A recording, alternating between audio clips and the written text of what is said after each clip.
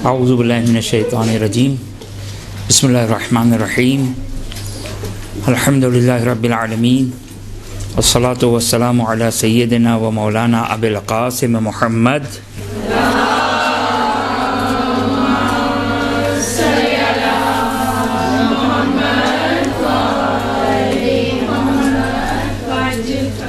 وعلی اہل بیتہ الطیبین الطاہرین ولعن الدائم علی اعدائہم الی قیام یوم الدین رب اشرح لی صدری ویسر لی امری واحلل عقدۃ من لسانی یفقہوا قولی بسم اللہ الرحمن الرحیم اللہم کل ولیک الحجۃ ابن الحسن صلواتک علیہ وعلی آبائہ فی ہذہ الساعۃ وفی کل ساعہ ولیا وحافظا وقائدا وناصرا ودلیلا وعینا حتی تسکنہ ارضک طوعا وتمتعہ فیہا طویلا.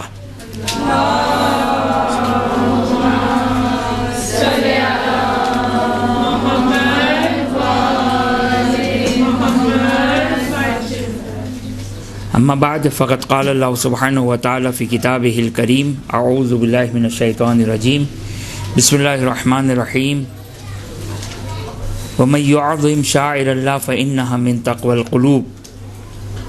وقال اللہ سبحانہ وتعالی فی مقام آخر اعوذ باللہ من الشیطان الرجیم بسم اللہ الرحمن الرحیم ان الصفا والمروہ من شعائر اللہ.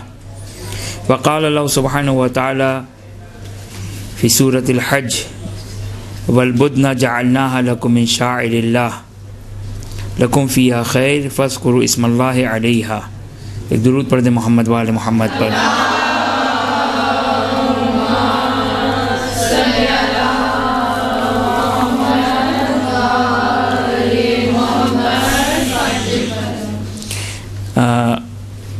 ہمارا جو موضوع جو مجھے دیا گیا تبرکات اہل بیت اطہار علیہ السلام.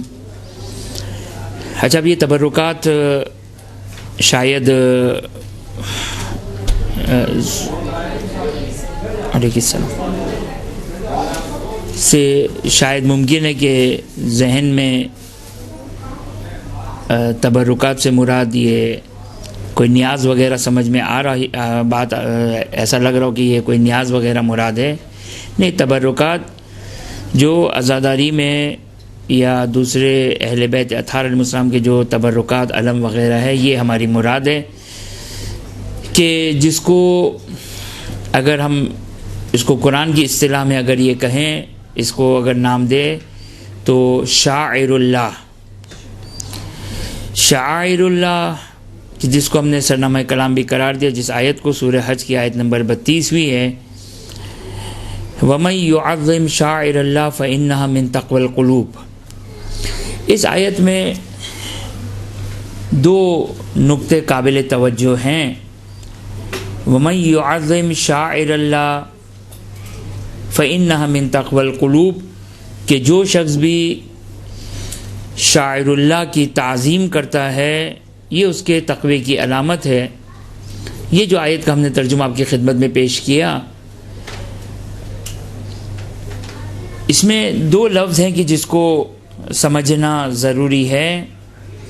ایک شاعر اللہ کو اور ایک تعظیم کو. یہ جب دو معنی روشن ہو جائیں گے، دو معنی واضح ہو جائیں گے تو ہمارے بہت سارے مسائل اور بہت سارے اعتراضات کے جو عزاداری سید الشہداء میں اٹھائے جاتے ہیں اس کا جواب ہمارے لیے روشن اور واضح ہو جائے گا. بنیادی طور پر ہم نے قرآن کی آیات کو نوٹ ڈاؤن کیا ہے، لیکن چونکہ بعض اوقات ہمارے مد مقابل شیعہ حضرات بھی ہوتے ہیں جن کے ذہن میں سوالات اور اعتراضات اس ذیل میں اٹھتے ہیں.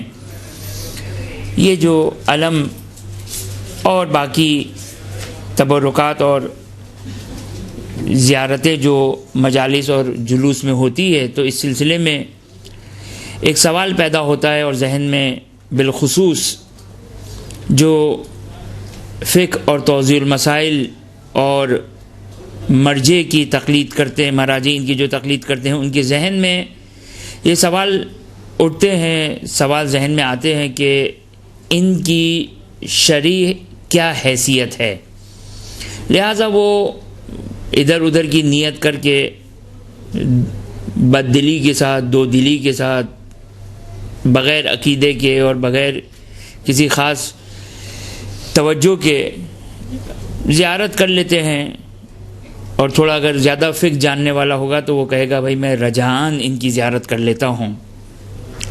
لیکن ایسا دیکھتے ہیں کہ قرآن کی آیات، روایات اور فقہا،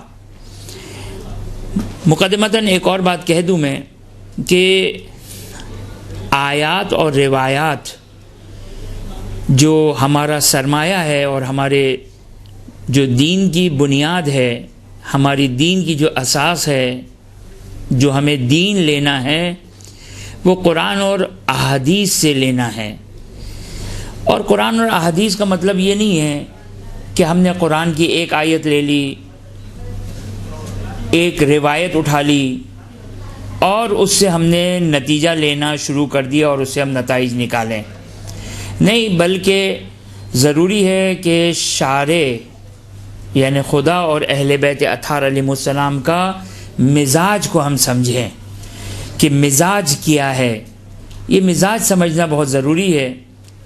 اور ایک اور مقدمتاً ایک اور بات کہہ دوں کہ اس مزاج کو سمجھنے کے لیے صرف اور صرف ہمارے پاس دو چیزیں ہیں۔ مزاج سمجھنے کے لیے، شریعت کا مزاج سمجھنے کے لیے ہمارے پاس فقط دو چیزیں ہیں، ایک قرآن اور ایک روایات اہل بیت اطہار علیہم السلام۔ یہ دو چیزیں ہیں کہ جس کے ذریعے سے ہم مزاج شارع اور شریعت کا مزاج ہم سمجھ سکتے ہیں، اس کے علاوہ کوئی اور طریقہ نہیں ہے۔ اچھا، اب ممکن ہے پھر ذہن میں ایک سوال پیدا ہو، علماء، فقہا، مجتہد، مراجعین، تو یقینی طور پر یہ در حقیقت شریعت کا مزاج جو سمجھتے ہیں اس کو سمجھنے کے بعد ہم تک منتقل کرتے ہیں، ہم تک ٹرانسفر کرتے ہیں۔ تو مجتہد، مراجع، علماء، فقہا، یہ جو شریعت کا جو مزاج سمجھتے ہیں، ان کے پاس دو چیزیں ہیں، ایک قرآن اور ایک حدیث ہے، اور اس کے علاوہ کوئی چیز نہیں ہے۔ عقل، لاجک، اس سے مزاج شریعت سمجھ میں نہیں آ سکتا ہے۔ شریعت کا جو مزاج ہے وہ فقط اور فقط دو چیزیں ہیں، اس کو سمجھنا بہت ضروری ہے۔ لہٰذا یہ چند مقدماتی گفتگو ہم نے بیان کی۔ اب آپ کی خدمت میں یہ دو کلمے، دو الفاظ جو اس آیت میں سورہ حج کی آیت نمبر 32 جو بڑی اہم اور امپورٹنٹ آیت ہے، بالخصوص عزاداری سید الشہداء سے متعلق اور اس کو ثابت کرنے کے لیے، سورہ حج کی آیت نمبر 32، وَمَن يُعَظِّمْ شَاعِرَ اللَّهِ، جو شخص بھی شاعر اللہ کی تعظیم کرتا ہے۔ دو لفظ ہیں، شاعر اللہ اور تعظیم، یہ دو لفظ ہیں کہ جس کو سمجھنا بہت ضروری ہے۔ یہاں پر ایک اور بات آپ کی خدمت میں یہاں پر عرض کروں یا آگے جا کے عرض کروں، چلیں یہیں پر آپ کی خدمت میں بیان کر دیتا ہوں میں، کہ کسی کے سامنے خاضع اور خاشع ہونا، کسی کا احترام کرنا، کسی کی تعظیم کرنا۔ اب میں سب سے پہلے لفظ تعظیم ہی کو لے لوں، شاعر اللہ کو بعد میں ہم اس کو ڈسکس کریں گے، جو ایک تفصیلی موضوع ہے شاعر اللہ کا۔ تو تعظیم، دیکھیں تعظیم ایک بالکل عرفی اور واضح معنی ہے۔ تعظیم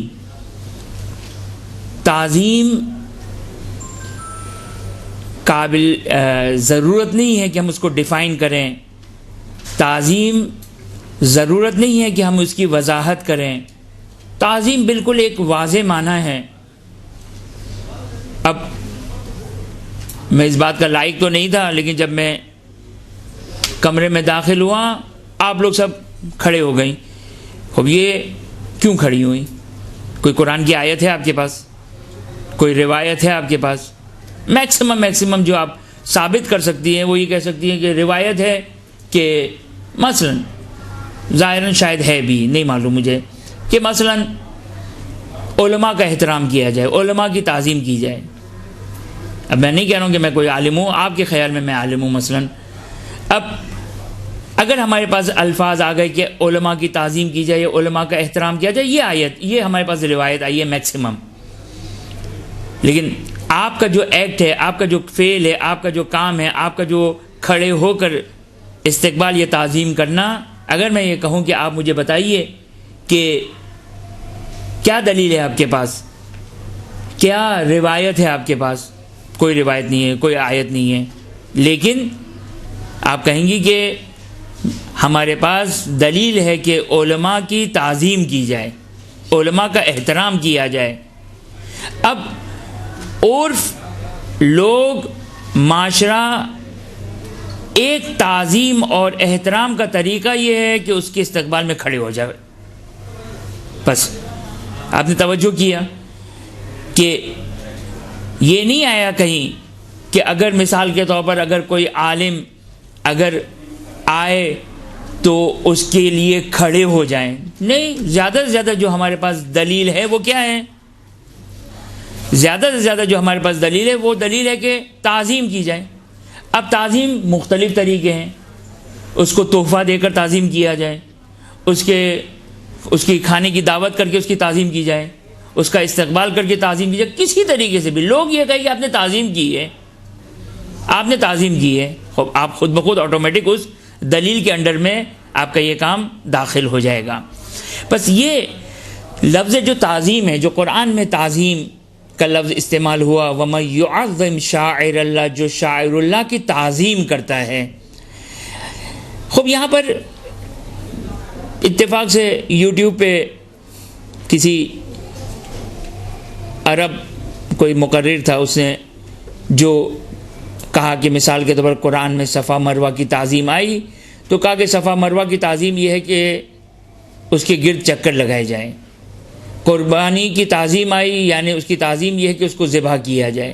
خوب یہ انشاءاللہ جب شاعر اللہ اور تعظیم کی مزید آگے بات بڑھے گی تو بات واضح ہو جائے گی. لیکن یہ خلاف انصاف ہے، یہ بات صحیح نہیں ہے. بلکہ قرآن میں لفظ آیا تعظیم کریں، اور کوئی ہمارے پاس ایسی دلیل نہیں ہے کہ جس میں مقید کیا گیا ہو، کنڈیشن لگائی گئی ہو، مشروط کیا گیا ہو، شرط لگائی ہو کہ تعظیم اس طریقے سے کرنی ہے. اگر ہمارے پاس کوئی دلیل نہیں ہے تو ہم تعظیم عمومی معنوں میں لیں گے. یہ آیت جو ہمارے پاس ہے سورہ حج کی آیت نمبر 32، من یعظم شاعر اللہ، جو شخص شاعر اللہ کی تعظیم کرتا ہے، یہ قرآن کی آیت ہے. جب تک اس کے لیے کوئی مخصص یا کوئی تخصیص یا کوئی قید یا کوئی کنڈیشن یا کوئی کسی قسم کی کوئی کنڈیشن نہیں آئے گی، ہم قرآن کی اس آیت کو ایز اٹ از لیں گے اور اس آیت کے اوپر عمل کریں گے. اور آیت میں آیا ہے شاعر اللہ کی تعظیم. فی الحال مسئلہ شاعر اللہ ہمارے لیے مبہم ہے، لیکن لفظ تعظیم واضح ہو گیا ہمارے لیے. وہی معنی ہے تعظیم کا جو ہمیں سمجھ میں آتا ہے، جس کو ہم اردو میں استعمال کرتے ہیں، فارسی میں بھی یہ لفظ استعمال ہوتا ہے، عربی میں بھی یہ لفظ استعمال ہوتا ہے. وہی معنی ہے جو ہمارے ذہنوں میں ہے کہ بِأَيِّ نَحْوٍ، کسی طریقے سے بھی تعظیم کرنا، کسی طریقے سے بھی تعظیم کرنا، یہ تعظیم کہلائے گا. اور قرآن کی اس آیت پر عمل کرنا کہلائے گا، یعنی یہ کہلائے گا کہ آپ نے تعظیم کی ہے. اور اگر وہ چیز شاعر اللہ سے ہے تو یہ کہا جائے گا کہ آپ نے شاعر اللہ کی تعظیم کی. تو تعظیم کا معنی بہت واضح اور روشن ہے ہمارے پاس، اور اس سے زیادہ اس پہ وقت لگانا ضرورت نہیں ہے. صبح شام ہم تعظیم کرتے ہیں، کبھی والدین کی تعظیم کرتے ہیں، کبھی استاد کی تعظیم کرتے ہیں، کبھی بزرگوں کی تعظیم کرتے ہیں، وغیرہ وغیرہ وغیرہ. اس کے بعد ایک اور نقطہ جو قابل توجہ ہے کہ ایک درود پڑھتے ہیں محمد والے.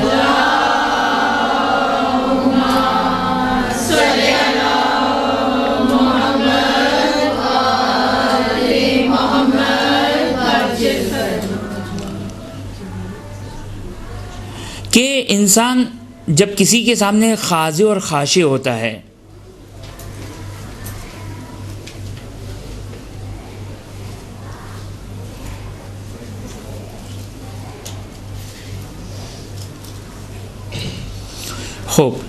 جب انسان کسی کے سامنے خاضع اور خاشع ہوتا ہے، خضوع کرتا ہے، اور مثلا ابھی فی الحال یہی لفظ خاضع اور خاشع، خاضع اور خاشع در حقیقت کیا ہے؟ خاضع اور خاشع بھی در حقیقت یہی تعظیم ہے کہ انسان کسی کے سامنے احترام سے خضوع و خشوع کرے۔ اب ظاہر اس کے مراتب ہیں، اس کے سٹیجز ہیں، اس کے خضوع و خشوع کے درجات ہیں، لیکن یہ جو خضوع و خشوع ہے، ایک دفعہ خضوع اور خشوع اس عنوان سے کہ یہ ہمارا رب ہے، یہ معبود ہے، اس کی عبادت ہو، یہ خضوع اور خشوع فقط اور فقط مخصوص ہے اللہ سبحانہ و تعالیٰ کے لیے، اور کسی کا حق نہیں ہے کہ کسی اور کی عبادت ہو، کسی اور کی بندگی ہو، یہ مخصوص ہے صرف اور صرف خداوند متعال کے لیے۔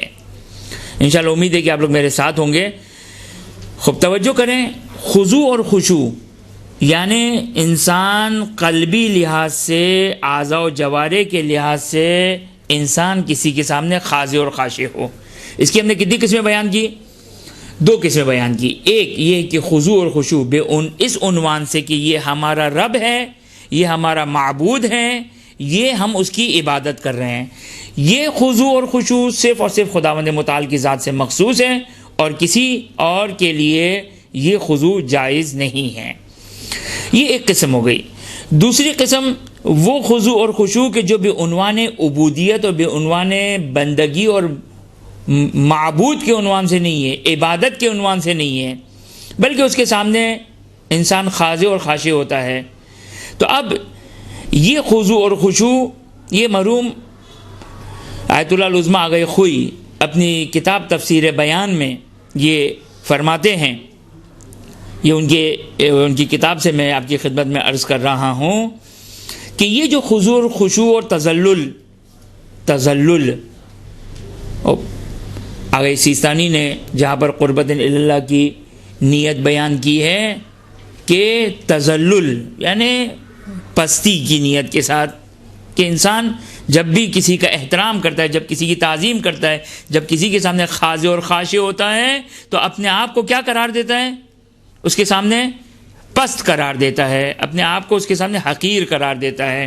تو یہ خضوع، خشوع، تذلل، ذلیل، یہ سارے کے سارے الفاظ استعمال ہوتے ہیں۔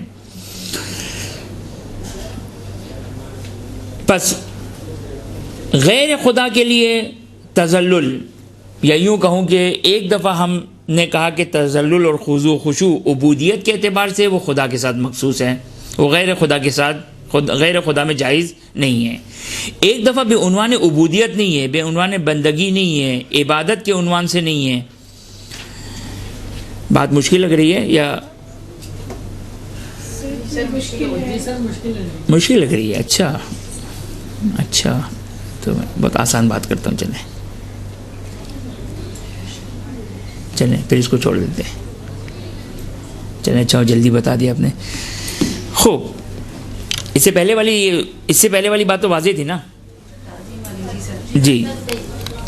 خوب، اب ہمارے پاس 2 الفاظ ہیں، من یعظم شاعر اللہ، کہ جو شخص شاعر اللہ کی تعظیم کرتا ہے۔ تعظیم کا مطلب واضح ہے۔ اب آ جائیے شاعر اللہ۔ قرآن میں 2 چیزوں کو خصوصی طور پر شاعر اللہ کہا ہے۔ ایک، ان صفا والمروہ من شاعر اللہ، کہ صفا اور مروہ شاعر اللہ میں سے ہے، صفا اور مروہ شاعر اللہ میں سے ہے۔ یہ قرآن نے شاعر اللہ کو بالکل ہمارے لیے واضح اور روشن بتا دیا کہ صفا اور مروہ یہ شاعر اللہ ہے۔ آپ لوگ جانتے ہیں کہ صفا اور مروہ کیا ہے؟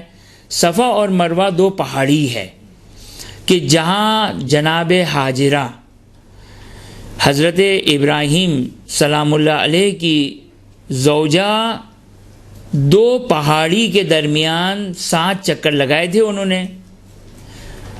خداوند متعال کو یہ عمل پسند آیا۔ خداوند متعال نے ان 2 پہاڑیوں کے جن 2 پہاڑیوں کے درمیان جناب حاجرہ نے 7 چکر لگائے، خدا نے اس کو کیا کہا؟ شاعر اللہ کہا، شاعر اللہ کہا کہ ان الصفا والمروہ من شاعر اللہ۔ ایک نبی، ایک معصوم کی بیوی جو غیر معصومہ تھی، ایک معصوم نبی کی ماں حضرت ابراہیم کی بیوی اور حضرت اسماعیل کی والدہ گرامی، یہ ایک غیر معصومہ عورت کا ایک عمل قرآن اس کو کیا کہہ رہا ہے؟ شاعر اللہ کہہ رہا ہے، شاعر اللہ، کہ یہ شاعر اللہ، کہ یہ شاعر اللہ کا اگر ایک بہت ہی سطحی اور لفظی اس کا ترجمہ کر دوں تو شاعر اللہ یعنی اللہ کی نشانی، یعنی جس کے ذریعے سے آپ کو خدا تک پہنچا جائے، جو انسان کو خدا تک پہنچانے والی چیز ہو، اس کو کہتے ہیں شاعر اللہ۔ تو آپ نے ملاحظہ فرمایا کہ جناب حاجرہ کا صفا اور مروہ کے درمیان 7 چکر لگانا، سعی کرنا، قرآن نے اس کو شاعر اللہ سے تعبیر کیا۔ تو یہ 2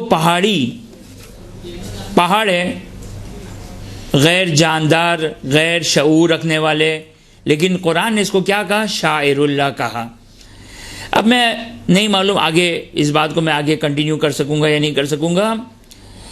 توجہ کیا آپ نے کہ حضرت حاجرہ کا ایک نبی کی بیوی اور نبی کی والدہ گرامی کہ اس عمل کو قرآن نے شاعر اللہ کہا۔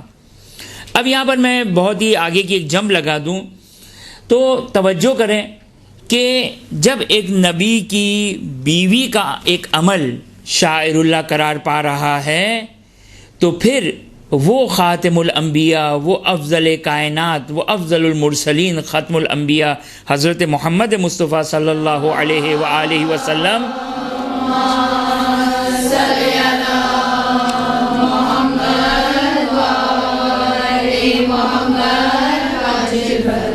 وہ آخری نبی کہ حضرت ابراہیم کا بھی حضرت ابراہیم کو بھی اگر خدا نے خلق کیا ہے تو کن کی بدولت؟ خاتم الانبیاء کی بدولت۔ وہ حضرت خاتم الانبیاء، ان کا نواسا سید الشہداء سلام اللہ علیہ، اگر جناب حاجرہ کا اگر ایک عمل اگر خداوند متعال کو پسند آتا ہے اور خدا اس کو شاعر اللہ قرار دیتا ہے تو سید الشہداء کی وہ عظیم شہادت وہ ان کے تبرکات اور ان سے متعلق چیزیں کیسے شاعر اللہ نہیں ہو سکتی ہے؟ ممکن ہے کوئی آ کر سوال کرے کہ ہم امام حسین کے کرتے کو شاعر اللہ کہیں گے، امام حسین کی نعلین کو شاعر اللہ کہیں گے، خب یہ تبرکات تو امام حسین سے متصل نہیں ہے۔ تو اتفاق سے پھر قرآن نے ہمیں ایک اور قانون دے دیا۔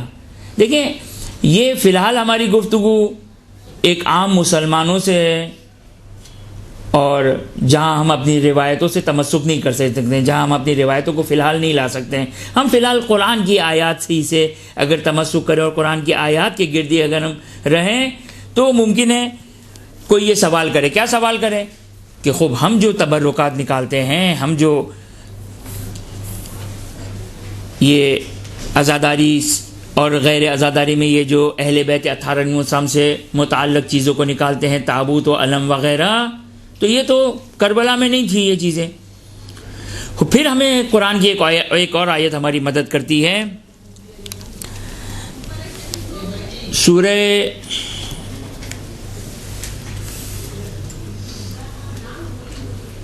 حج کی آیت نمبر 36 اعوذ باللہ من الشیطان الرجیم والبدن جعلناها لکم من شاعر اللہ۔ خوب توجہ کریں یہ آیت۔ حاجی جب قربانی کرتا ہے تو جو 10 ذی الحج کو حاجی قربانی کرتا ہے، اب یہاں پر توجہ کریں، قرآن نے کہا والبدن جعلناها من شاعر اللہ، کہ حاجی جو قربانی کرتا ہے اس کو ہم نے شاعر اللہ قرار دیا۔ یہ جو قربانی حاجی کرتا ہے یہ کس چیز کی نشانی ہے؟ یہ در حقیقت سنت ابراہیمی ہے کہ جس کو ہر حاجی اور ہر مسلمان اپنے شہروں میں انجام دیتے ہیں. حاجی کے لیے واجب ہے، غیر حاجی کے لیے مستحب ہے. وہ جو گوسفند، وہ جو حیوان، وہ جو جانور آسمان سے نازل ہوا حضرت اسماعیل کے بجائے جس کو حضرت ابراہیم نے ذبح کیا، قرآن نے اس کو شاعر اللہ نہیں کہا ہے. توجہ کر رہے ہیں آپ؟ کس اشکال اور کس اعتراض کے ذیل میں ہم گفتگو کر رہے ہیں؟ کوئی آ کر اشکال کرے، اعتراض کرے کہ امام حسین علیہ السلام کے تبرکات سمجھ میں آتے ہیں. یہ جو ہم نے اور آپ نے تبرکات بنائے ہیں، اس کا اس سے کیا تعلق؟ تو اس کے جواب میں آپ کی خدمت میں یہ بیان کر رہا ہوں کہ توجہ کریں، قرآن نے حضرت اسماعیل کے بجائے جو جانور نازل ہوا اور جس کو ذبح کیا، اس کو قرآن نے شاعر اللہ نہیں کہا ہے. وہ تو قطعاً شاعر اللہ ہے، وہ تو قطعاً شاعر اللہ ہے. بلکہ قرآن نے کیا کہا؟ قرآن نے کہا کہ وَالْبُدْنَا جَعَلْنَاهَا لَكُمْ جَعَلْنَاهَا مِنْ شَاعِرِ اللَّهِ لَكُمْ، کہ اس جانور کو جس کو حاجی ذبح کرتا ہے، اس سنت ابراہیم میں، اس کی اتباع میں جس کو ذبح کرتا ہے، یہ جانور، ہم کہتے ہیں نا، بعض ہمارے درمیان بھی اس قسم کی باتیں بعض جوانوں کے ذہن میں پیدا ہوتی ہے کہ بھائی یہ علم تو کپڑا ہے، ایک سادہ سا کپڑا ہے، یہ لکڑی تو ایک سادی سی لکڑی ہے، یہ پیتل تو سادہ سا پیتل ہے. صحیح ہے، جب تک یہ علم مبارک نہیں بنا اس وقت تک یہ سادہ ہے. لیکن جب منسوب ہو گیا سید الشہداء سے، جب منسوب ہو گیا اہل بیت اطہار علیہ السلام سے، تو اب یہ سادہ نہیں ہے.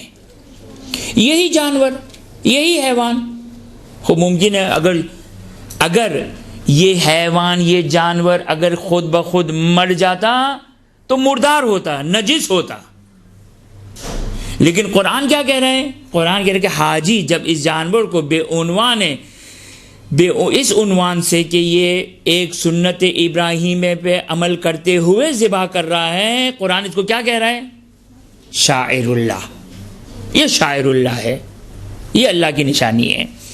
تو قرآن، اچھا، اب یہ دو مثالیں قرآن نے دی. خوب اب ہم سوال کرتے ہیں، مسلمانوں سے بھی سوال کرتے ہیں، غیر مسلمانوں سے بھی سوال کرتے ہیں، جس کے ذہن میں بھی یہ سوالات پیدا ہوتے ہیں ان سے ہم سوال کرتے ہیں، کیا دنیا میں فقط دو ہی شاعر اللہ ہے؟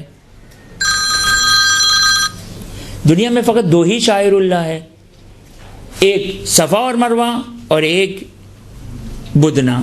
نہیں، قطعاً ایسا نہیں ہے. بلکہ قرآن نے خود من لگا کے یہ بیان کیا کہ یہ شاعر اللہ کی دو قسمیں بیان کی. اب ہم ہاتھ جوڑ کر کہتے ہیں قرآن کاش آپ اور ہمارے لیے مثالیں دے دیتے تو ہمارے لیے بات واضح اور روشن ہو جاتی. لیکن ایسا نہیں ہے.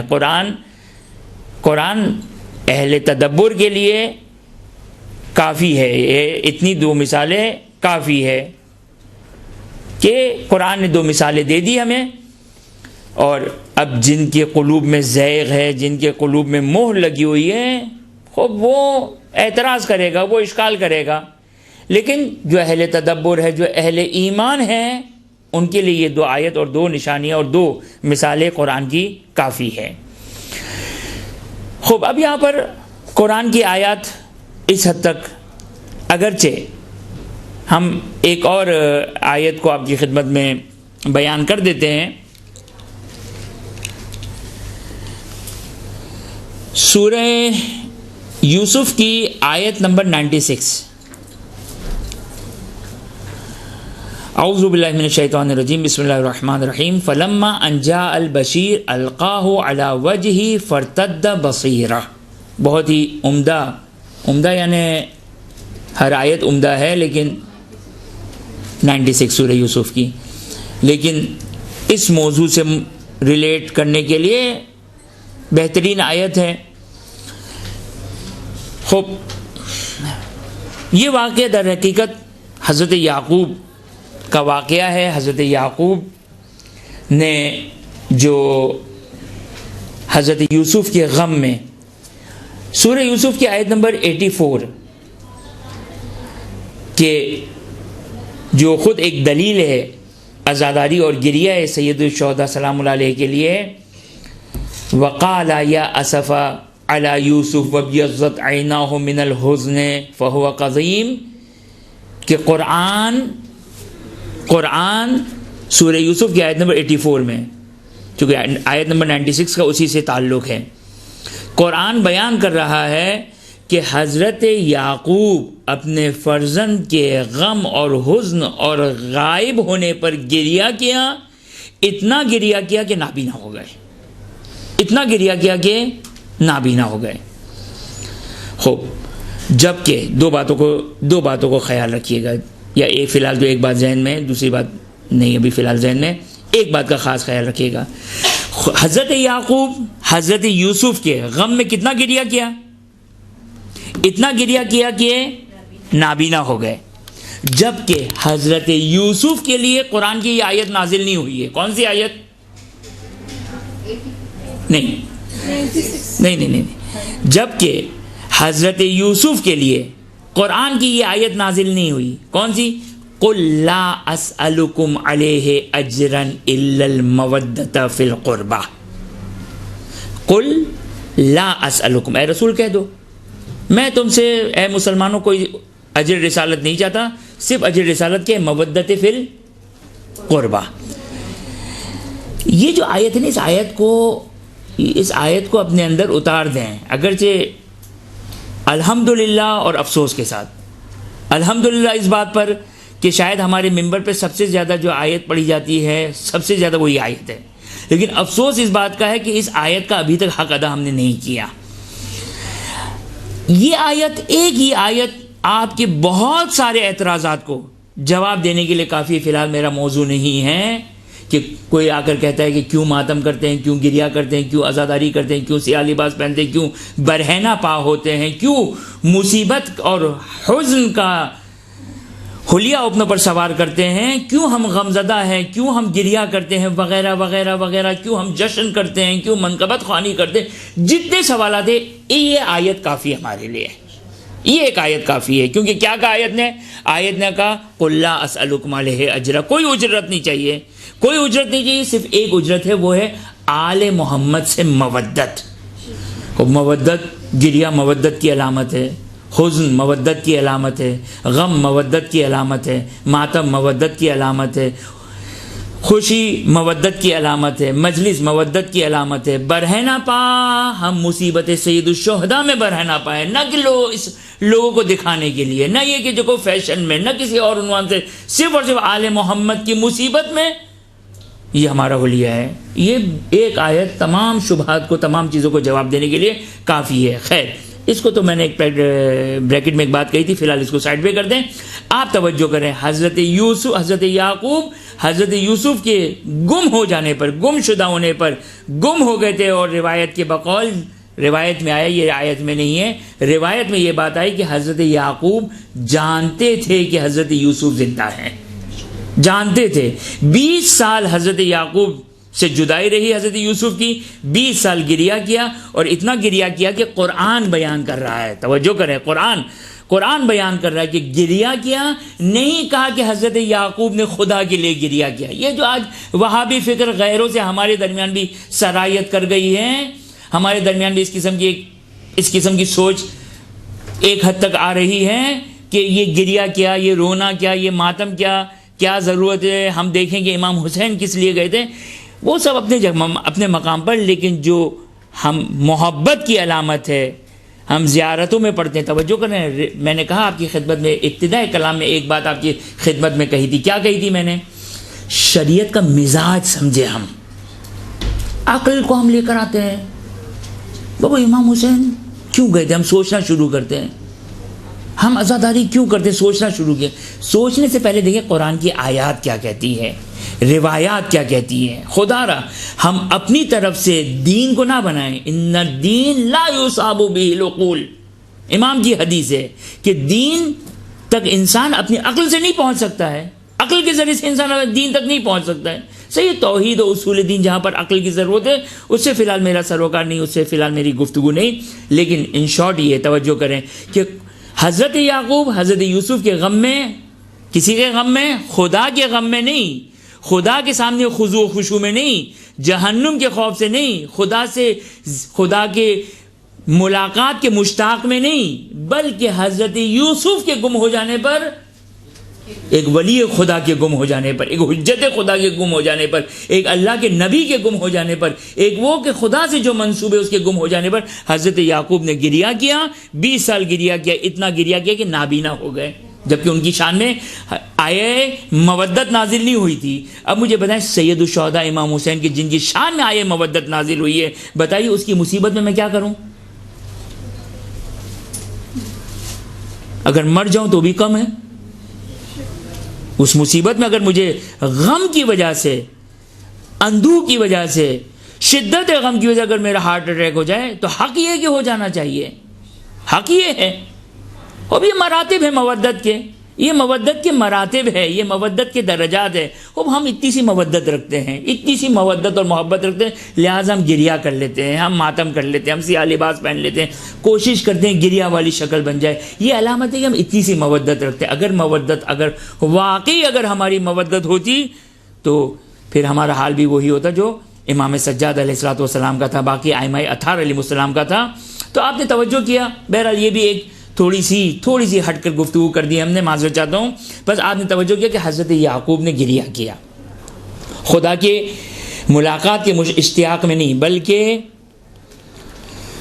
حضرت یوسف کے گم ہو جانے پر۔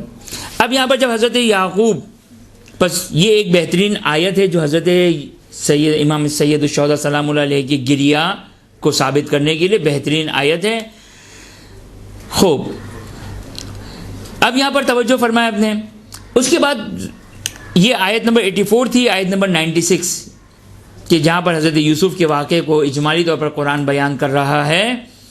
فلما ان جاء البشیر القاہ علی وجہہ، کہ بشارت دینے والا جب آیا حضرت یوسف کے پاس سے، جو مصر میں تھے، مصر کے بادشاہ تھے یا ولی ہے جو بھی تھے، جب آئے حضرت یعقوب کے پاس وہ بشارت دینے والا، تو کیا لے کر آیا تھا؟ قمیص لے کر آیا تھا ایک، حضرت یوسف کا پیراہن لے کر آیا تھا۔ حضرت یوسف کا جو قمیص تھا، جو بھی پیراہن تھا، وہ بشارت دینے والا لے کر آیا۔ اب یہاں پر توجہ کریں، وہ جو ہم کو شرک کا فتویٰ لگاتے ہیں، کہتے ہیں کہ ہم شرک کرتے ہیں، ہم غیر خدا سے مانگتے ہیں، ہم غیر خدا سے توسل کرتے ہیں، ہم غیر خدا کو وسیلہ قرار دیتے ہیں، ہم غیر خدا وغیرہ وغیرہ وغیرہ وغیرہ وغیرہ، جس کی بنا پر شیعہ کافر کہے جاتے ہیں۔ اب قرآن کی اس آیت کا مجھے ترجمہ، اس قرآن کی اس آیت کو جسٹیفائی کر کے بتا دیں، قرآن کی اس آیت کو کس طریقے سے جسٹیفائی کریں گے؟ سب سے پہلے اشکال اور اعتراض حضرت یوسف کے اوپر سلام اللہ علیہ، نعوذ باللہ من ذالک، میں ایک عام انسان کے اعتبار سے بات کہہ رہا ہوں کہ حضرت یوسف آپ کو اپنے پیراہن بھیجنے کی ضرورت کیا تھی؟ خوب اللہ پر توکل کریں، کیوں وسیلہ اختیار کر رہے ہیں؟ پیراہن بھیجا، قمیض بھیجی، اور اس کے بعد قرآن کہتا ہے القاہ علی وجہہ۔ اب یہ بشیر یا حضرت یعقوب نے اس قمیض کو اپنے چہرے پر لگایا، فرتد بصیرہ، گئی ہوئی بصارت واپس پلٹ آئی۔ توجہ کیا آپ نے؟ یہ قرآن کی آیت واضح طور پر تبرکات کا نہ کہ فقط احترام، توجہ کیجیے گا، حضرت یعقوب کا چہرے پر لگانا حضرت یوسف کی اس قمیض کا تعظیم کے اوپر بھی دلالت ہے، اور کس طریقے سے خداوند متعال وسیلے کے ذریعے سے شفاعت دے رہا ہے۔ حضرت یعقوب آپ اللہ کے نبی ہیں، خدا سے مانگے، کیا ضرورت تھی آپ کو؟ غیر اللہ، یہ قمیض اللہ ہے یا غیر اللہ ہے؟ یہ قمیض اللہ ہے؟ نہیں، اللہ نہیں ہے۔ اب کیوں آپ نے غیر اللہ سے توسل کیا؟ کیوں غیر اللہ کو اپنا وسیلہ قرار دیا؟ اور پھر نور علی نور، خدا نے بصارت بھی پلٹا دی، یعنی خداوند متعال نے یہ اس چیز میں رکھا ہے، ان چیزوں میں خداوند متعال نے برکتیں رکھی ہے، شفا رکھی ہے، خدا نے تاثیر رکھی ہے۔ بھئی خدا ہی ہے نا جو ہر چیز میں تاثیر دینے والا ہے، ہر چیز میں اثر دینے والا ہے۔ خب حضرت یعقوب آپ نے کیوں نعوذ باللہ من ذالک نعوذ باللہ من ذالک نعوذ باللہ من ذالک آپ نے شرک کیا؟ نہیں، نعوذ باللہ من ذالک، نبی شرک نہیں کر سکتا ہے، معصوم ہے نبی، بالخصوص جو شیعان امیر المومنین اور جو فقہ اور دین محمد اور آل محمد علیہ الصلوۃ والسلام ہے کہ جو ہم نے انبیاء کو مقام اور اسٹیٹس دیا، باقی مسلمانوں نے وہ اسٹیٹس نہیں دیا ہے۔ دیکھ لیجئے کہ ہم نے کس طریقے سے انبیاء کو معصوم قرار دیا ہے، گناہوں سے پاک قرار دیا ہے، اور وہ تمام آیات کے جو ظاہری طور پر نبی کی معصیت یا نبی کی خطا کے اوپر جو دلالت کرتی ہے، روایات نے آ کر اس کی تشریح کی ہے، اور انبیاء کو تمام حضرت سید مرتضیٰ کی کتاب ہے تنزیہ الانبیاء، سید مرتضیٰ کی کتاب ہے تنزیہ الانبیاء، یعنی انبیاء کو پاک کیا ہے، یعنی وہ تمام روایتوں کو جمع کیا ہے کہ قرآن کی آیات سے جہاں پر انبیاء کے لیے ایک تھوڑا سا منفی ایک ظاہر ہوتا تھا کہ نعوذ باللہ من ذالک نبی خطا کر گئے وغیرہ وغیرہ، تو روایات ہمارے پاس موجود ہے کہ جس کی روشنی میں سید مرتضیٰ نے کتاب لکھی تنزیہ الانبیاء کر کے، یعنی انبیاء کو منزہ کیا ہے، پاک کیا ہے۔ خیر، تو ملاحظہ فرمائیے اپنا یہ آیت۔ بس یہ تین آیات، کون سی تین آیات ہو گئی ہمارے پاس؟ ایک صفا اور مروہ والی، ایک بدنا والی، اور ایک حضرت یوسف اور حضرت یوسف کی قمیص والی۔ اس کے علاوہ بھی ہم ایک آدھ اور آیات کو، چلیں ابھی ہم 10 منٹ ہیں تو ساری آیات کو بیان کر دیتے، دوسرے سیشن میں ہم روایات کی روشنی میں آپ کی خدمت میں گفتگو کریں گے۔ ایک اور آیت ہے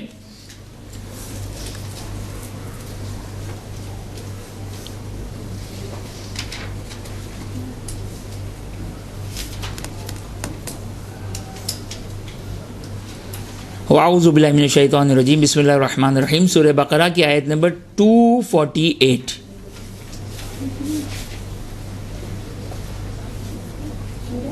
سورہ بقرہ آیت نمبر 248۔ وقال لهم نبیہم،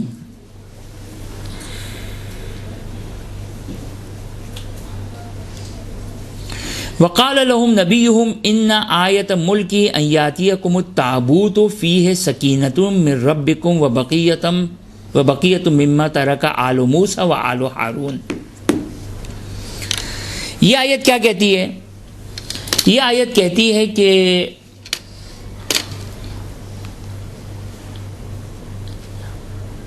وقال لهم نبیہم، ان لوگوں کو ان کے نبی نے کہا، ان آیات ملک ہی، کہ اللہ کی مملکت کی آیت اور علامت ان یاتیکم التابوت، کہ تم تک تابوت آئے گا، فیہ سکینہ من ربکم وبقیۃ مما ترک آل موسیٰ وآل ہارون تحملہ الملائکہ۔ یہ در حقیقت ایک کیا چیز ریپیٹ کروں؟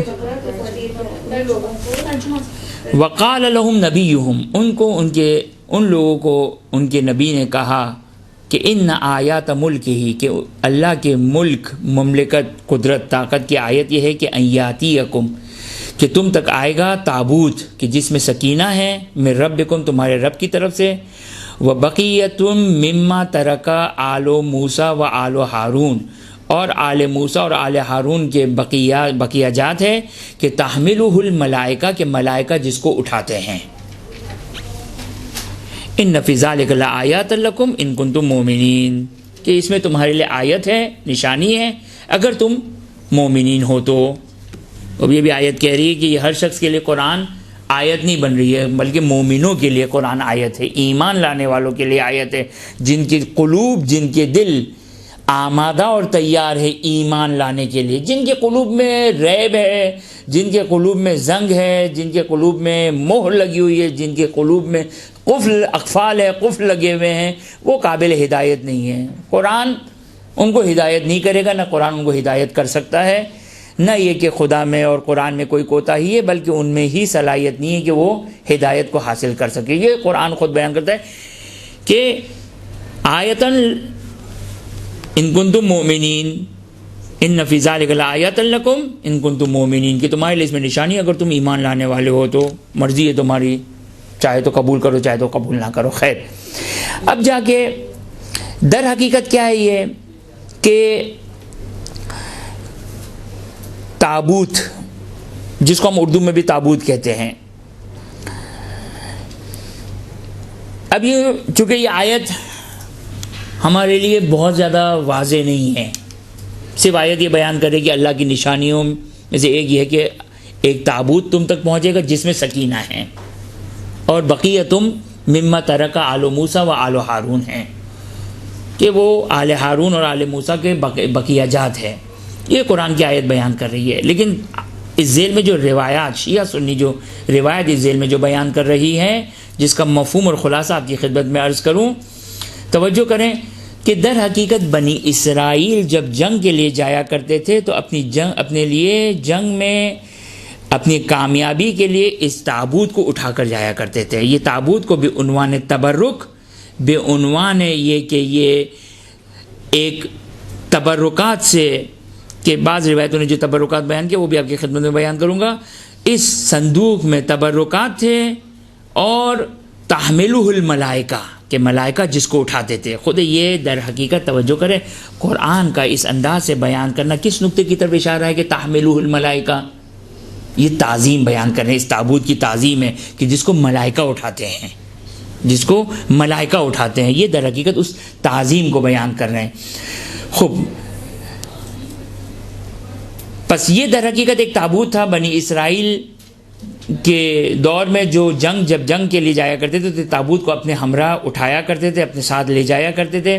کہ اس تابوت میں بیان کیا گیا کہ اس تابوت میں تبرکات تھے حضرت موسیٰ اور حضرت ہارون کے. خود قرآن کی آیت بھی ظاہر اسی نقطے کی طرف اشارہ کری ہے، وَبَقِيَّةٌ مِمَّا تَرَكَ آلُ موسیٰ وآل ہارون، کہ قرآن کی یہ آیت بھی شاید اسی کہ فیہ سکینہ من ربکم وبقیۃ، کہ شاید ممکن ہے یہ اسی تابوت کے اندر جو ہے. لیکن روایات بیان کرتی ہے، اہل سنت اہل تشیع کی روایت بیان کرتی ہے کہ اس میں تبرکات تھے حضرت موسیٰ اور حضرت ہارون کے، حضرت ہارون کے حضرت موسیٰ کے نالین اور اس قسم کے تبرکات اس میں بند تھے.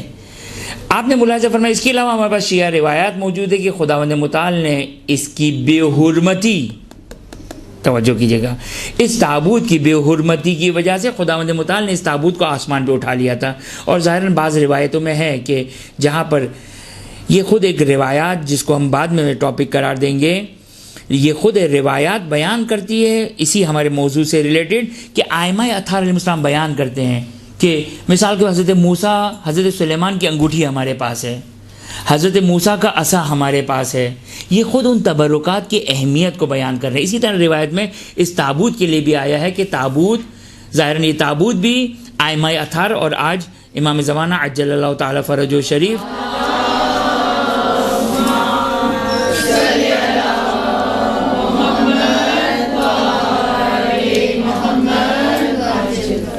کہ یہ تابوت امام کے پاس اور یہ سارے تبرکات انبیاء علیہ السلام کے، یہ امام زمانہ علیہ السلام کے پاس موجود ہیں. بس یہ آیت بیان کر رہی ہے کہ بعنوان تبرک اس کو لے کر چلتے تھے، حتیٰ روایتوں نے بیان کیا کہ اس کے ذریعے سے ان کو کامیابی حاصل ہوتی تھی، نصرت حاصل ہوتی تھی، فتح یابی حاصل ہوتی تھی، کامیاب ہوتے تھے وہ اس تابوت کی برکت سے، اس تابوت کی برکت سے. تو یہ بھی اب قرآن نے اس کو شاعر اللہ نہیں کہا، لیکن ہم تمام مسلمانوں سے سوال کرتے ہیں کہ تابوت فیہ سکینہ وبقیۃ مما ترک آل موسیٰ و آل ہارون، آیا یہ شاعر اللہ ہے یا نہیں ہے؟ وہ شاعر اللہ ہے، یہ بھی شاعر اللہ ہے. اگرچہ قرآن نے اس کے لیے اس کے اوپر ٹیگ نہیں لگایا شاعر اللہ کا، شاعر اللہ کا خطاب اور عنوان نہیں دیا، لیکن قرآن کی آیت کہ یہ تبرکات اور اس کے اہمیت کے اوپر یہ آیت دلالت کرتی ہے.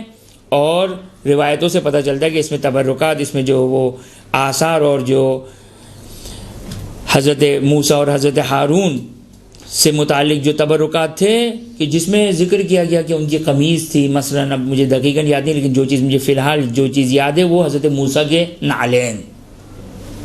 نعلین، توجہ کیا آپ نے، وہ نعلین کہ جو انسان کے لباس اور انسان کے جسم میں سب سے پست ترین چیز کیا ہے؟ نعلین ہیں، لیکن جب ایک نبی سے منسوب ہو گئی وہ نعلین تو وہ متبرک ہو گئے، وہ شاعر اللہ بن گئے۔ آپ نے توجہ فرمائے؟ خب یہ آیت بھی دلالت کرتی ہے اس بات کے اوپر کہ شاعر اللہ کی تعظیم ہے اور یہ سنت الہی ہے۔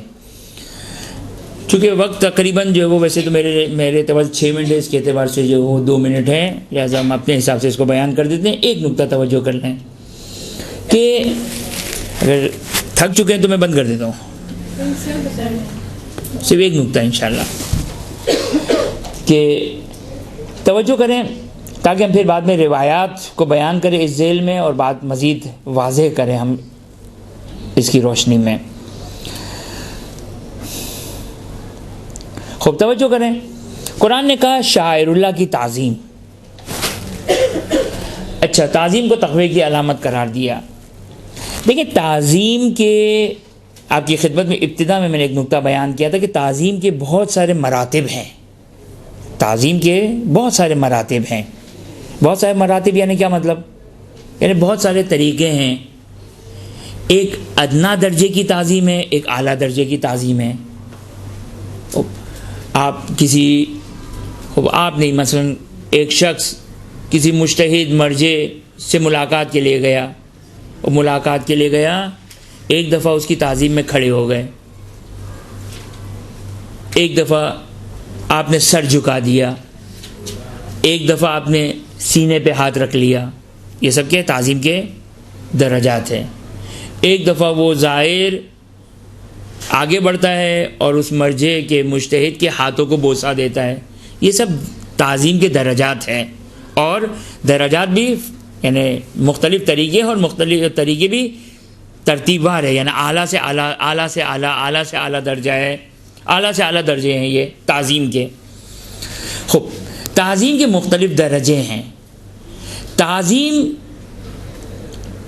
جہاں پہ ہمارے پاس روایات ہے تعظیم کرنی ہے، خوب وہاں تو واجب ہو جائے گا، لیکن تعظیم کے سارے درجات کو حاصل کرنا یہ واجب نہیں ہے، یہ ضروری نہیں ہے۔ اب مثلا شاعر اللہ ہے، مثلا ابھی ہم بہت بڑی جم لگا دیں کہ مثلا علم مبارک، خوب علم مبارک کی تعظیم، خوب ایک شخص تعظیم کرتا ہے جا کے اس کو چوم لیتا ہے، ایک شخص تعظیم کرتا ہے کہ اس کو آنکھوں سے لگاتا ہے اور چومتا ہے، ایک شخص جاتا ہے اپنے چپل کو اتارتا ہے، بڑے ادب و احترام کے ساتھ جاتا ہے، علم کو جا کے چومتا ہے۔ تو یہ مختلف درجات ہیں۔ اب خوب ایسا نہیں ہے کہ سارے کے سارے درجات واجب ہیں، ہر شخص کے لیے واجب ہے کوئی چیز نہیں، مختلف درجات ہیں، جو جس اعلیٰ درجے کو انجام دے گا بہت اچھی بات ہے، بہت اچھی بات ہے۔ تو تعظیم کے مختلف درجات ہیں، لیکن جتنا تعظیم کرے گا انسان اتنا ہی متبرک ہوگا، اس تبرک سے متوسل ہوگا، وغیرہ وغیرہ وغیرہ۔ لیکن ایک نقطہ توجہ کیجیے گا، دو لفظ ہے ہمارے پاس، ایک تعظیم اور ایک ہے بے حرمتی، جس کو عربی میں کہتے ہیں حتک، دو چشمی ہے، تے اور کاف، حتک۔ تعظیم اور حتک، تعظیم اور بے حرمتی۔ خوب تعظیم جتنا انسان کے اندر، جتنا انسان کا دل مومن ہوگا وہ اتنی تعظیم کرے گا، وہ اتنی تعظیم کرے گا۔ آل محمد علیہ السلام کی تعظیم میں انشاءاللہ کچھ روایتوں کی آپ کی خدمت میں بیان کروں گا میں۔ خوب یہ تعظیم ہے، اس کے مقابلے میں حتک اور بے حرمتی۔ تعظیم تو صحیح ہے کہ سارے کے سارے درجات واجب نہیں ہیں، لیکن بے حرمتی حرام ہے۔ اگر انسان شاعر اللہ کی آپ کی خدمت میں چند مثالیں دوں گا، ابھی ہماری جب بات دوسرے سیشن میں شروع ہوگی کہ کیا ہے شاعر اللہ، جب اس کا دائرہ آپ کو پتہ چلے گا کہ کتنا وسیع دائرہ ہے شاعر اللہ کا، تو بات زیادہ واضح اور روشن ہوگی۔ لیکن شاعر اللہ کی توہین، اہانت یہ جائز نہیں ہے، یہ حرام ہے۔ اب جیسے مثال دوں میں آپ کو، مسجد شاعر اللہ ہے، قطعاً شاعر اللہ ہے مسجد۔ خوب مسجد کی ایک تعظیم کیا ہے؟ مسجد کی ایک تعظیم یہ ہے کہ انسان وضو کر کے مسجد میں جائے۔ خوب سوال کرتا ہوں، آیا واجب ہے؟ نہیں، انسان اگر وضو کی حالت میں نہیں ہے پھر بھی مسجد میں جا سکتا ہے. لیکن ایک شخص کہتا ہے کہ نہیں، یہ میں تعظیم کرنا چاہتا ہوں، جاؤں گا پہلے وضو کروں گا پھر مسجد میں داخل ہوں گا، یہ میں نے مسجد کی کیا کی، میں نے تعظیم کی. میں نے اب یہ مسجد کی تعظیم ہے، لیکن یہ واجب نہیں ہے. اچھی بات ہے، انسان ان چیزوں کا خیال رکھے. ایک دفعہ یہ واجب نہیں ہے، ایک دفعہ مسجد کی بے حرمتی ہے، حد ہے. مثال کے طور پر نعوذ باللہ ایک شخص جاتا ہے مسجد میں تھوکتا ہے، پان کی پچکاری مارتا ہے، اب یہ کیا کہلائے گا؟ یہ بے حرمتی ہے، یہ بے حرمتی ہے. توجہ کیا آپ نے؟ یہ حرام ہے. جہاں پر بے حرمتی آ جائے وہاں پر حرمت آ جائے گی، وہاں پر حرام ہو جائے گا. لیکن تعظیم واجب نہیں ہے، مستحب ہے. اس کے جتنے بھی درجات، جتنا بھی انسان تعظیم کرے گا، یہ اس کے فَإِنَّهَا مِن تَقْوَى الْقُلُوبِ، یہ اس کے قلوب کے تقوی کی علامت ہے. بس توجہ کیا آپ نے؟ یہ تو بات واضح ہو گئی انشاءاللہ. اس کے بعد ہم کچھ مزید مثالیں اور اب ہم روایتوں اور مجتہدین کے اقوال کی روشنی میں گفتگو کریں گے اور اسی موضوع کو آگے بڑھائیں گے. وآخر دعوانا ان الحمدللہ رب العالمین.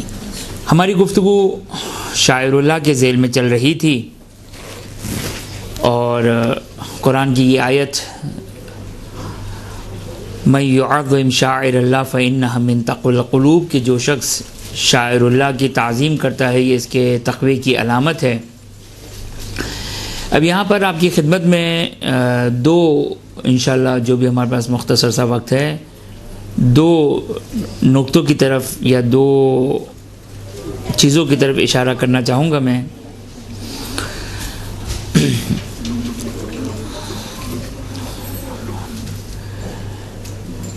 ایک روایات جو ہمارے پاس آئی ہیں اور فقہا، مجتہدین اور مراجعین، آپ کی خدمت میں نے شروع میں بھی یہ بات عرض کی تھی میں نے کہ مزاج شارع، شریعت کا مزاج سمجھنا بہت ضروری ہے. اور یہ مزاج جب تک ہم قرآن کی آیات اور روایات اہل بیت اطہار علیہ السلام کی طرف رجوع نہ کریں، یہ مزاج ہمیں سمجھ میں نہیں آئے گا. لہٰذا اس ذیل میں فقہا کہ جو اگرچہ کوئی کمپیریزن نہیں ہے، ان کا کوئی تقابل نہیں ہے ان کا ائمہ اطہار علیہ السلام کے ساتھ، لیکن علماء، فقہا اور مراجعین کی جو خصوصیت ہے، ان کا جو احترام اور ان کا جو مقام ہے، وہ صرف اور صرف اس وجہ سے ہے کہ وہ علوم آل محمد کو اٹھائے ہوئے ہیں، علوم آل محمد کو جاننے والے ہیں. ان کا احترام ابا کبا کی وجہ سے نہیں ہے، ان کا احترام قوم اور نجف میں ہونے کی وجہ سے نہیں ہے، ان کا احترام صرف اور صرف اس وجہ سے ہے کہ وہ علوم آل محمد کی جاننے والے ہیں، علوم آل محمد سے واقف ہیں، اس لیے ان کا احترام ہے. لہٰذا یقینی طور پر ہماری نسبت فقہا، مجتہدین، مراجعین، وہ مزاج اور شریعت کا مزاج ہماری نسبت وہ زیادہ بہتر جانتے ہیں. کیوں زیادہ بہتر جانتے ہیں؟ اس لیے زیادہ بہتر جانتے ہیں کہ بہرحال انہوں نے زحمت اٹھائی، انہوں نے بہرحال ایک مقام اجتہاد تک پہنچے. دیکھیں جو فقیہ ہوتا ہے، مرجع ہوتا ہے، مجتہد ہوتا ہے، اس کی وہ بہت دقیق ہوتا ہے، وہ بہت ہی باریک بین ہوتا ہے. بعض اگر نقطے اگر آپ کی خدمت میں مجھے موقع ملا بیان کرنے کے تو انشاءاللہ میں بیان کروں گا. یہاں پر کچھ سوالات ہیں، سوال جواب ہیں جو ہمارے لیے شاعر اللہ کی بات، شاعر اللہ کا مفہوم واضح اور روشن ہو جائے گا ان سوال و جواب کی روشنی میں. شاعر اللہ کس کو کہتے ہیں؟ مرحوم آغا خوئی، چونکہ بہرحال ان کی کتابیں ہمارے لیے ایزی اویلیبل تھی، جو ان کی کتابوں میں ہم نے سرچ کیا، مرحوم آیت اللہ العظمی سید ابو القاسم الموسوی الخوئی، انہوں نے جو شاعر اللہ کی جو تشریح کی، کہا